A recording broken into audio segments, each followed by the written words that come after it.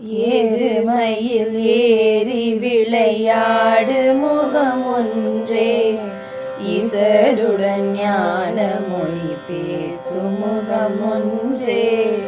கூறும் அடியார்கள் வினை தீர்க்கும் முகம் ஒன்றே, குன்றுருவ வேல் வாங்கி நின்ற முகம் ஒன்றே,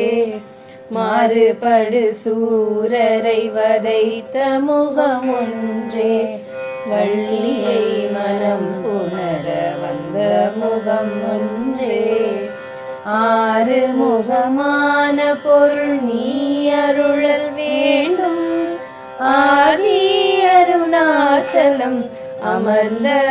பெருமாளே, ஆறு முகமான பொருள் நீ அருளல் வேண்டும்,